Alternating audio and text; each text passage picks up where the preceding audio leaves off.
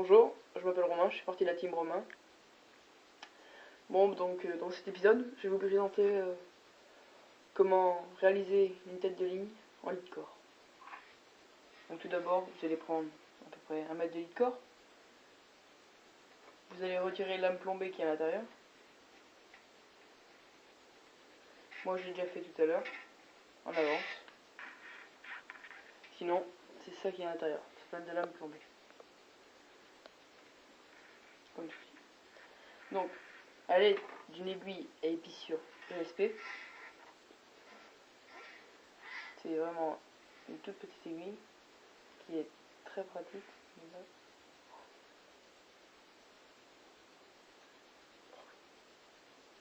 Je vais en prendre une autre. Donc, comme je vous ai dit, une aiguille USB qui sont très pratiques. Donc tout d'abord, c'est vraiment hyper pratique. Donc tout d'abord, vous regardez où est votre gaine plombée.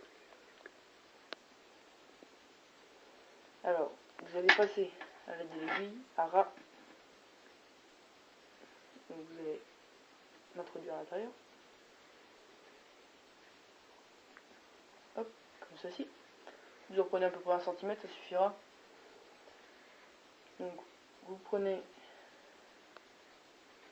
votre lead core sans la lame plombée. Donc, vous faites comme ceci. Vous la passez à l'intérieur. Tout simplement, ça vient petit à petit. Faut un peu forcer au début, mais après ça passe.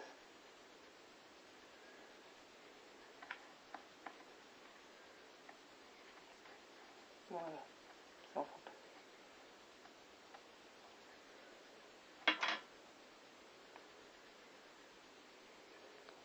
Voilà. Donc vous obtenez une boucle comme ceci.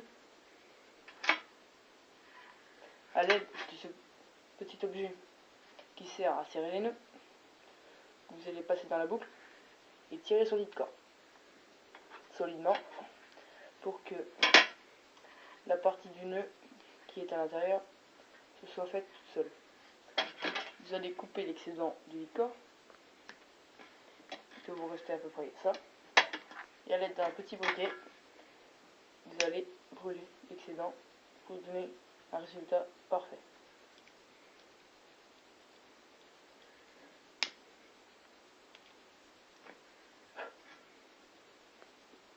Voilà. Je ne recoupe encore pour que je donne encore un meilleur résultat. Comme ceci. Ça vous donne un résultat parfait. Donc maintenant, on va faire l'autre extrémité. Alors, j'ai aussi enlevé la plombée pour me faciliter les choses. Maintenant, vous recommencez la même opération. Vous prenez votre petite aiguille. J'ai oublié de vous préciser que c'est au niveau, pour passer tout début au niveau où vous avez l'âme plombée, la lame plombée enlevée, où vous avez laissé encore l'âme plombée. Ce qui vous fait, ça devient un peu dur. Vous avez une partie toute souple et une partie rigide. Voilà. Donc, vous allez passer l'aiguille dedans. Hop. Vous l'enfilez.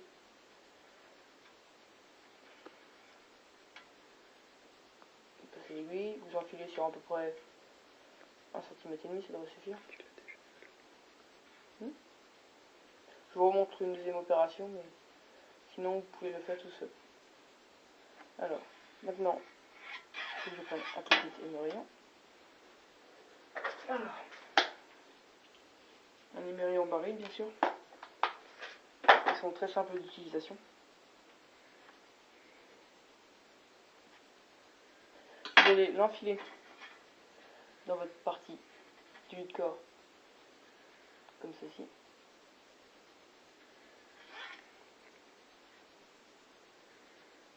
Vous essayez de passer dans la boucle.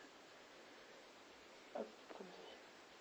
Donc, il est à côté à ras votre aiguille. Vous prenez l'extrémité de votre lead core. Donc, vous réalisez la même opération que la précédente que je vous ai montrée.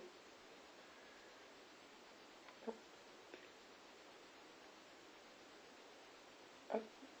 Alors, vous la faites rentrer comme je l'ai montré avant.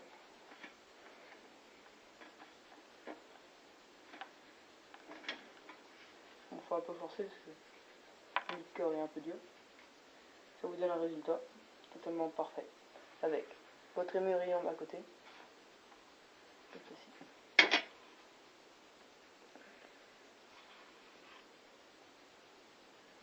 Donc vous allez couper l'excédent parce que c'est pas très propre de laisser un montage comme ça. Et vous faites pareil, vous chauffez avec le couteau. Hop. Ça donne un résultat parfait, une finition parfaite. Donc maintenant, vous avez deux possibilités qui s'offrent à vous.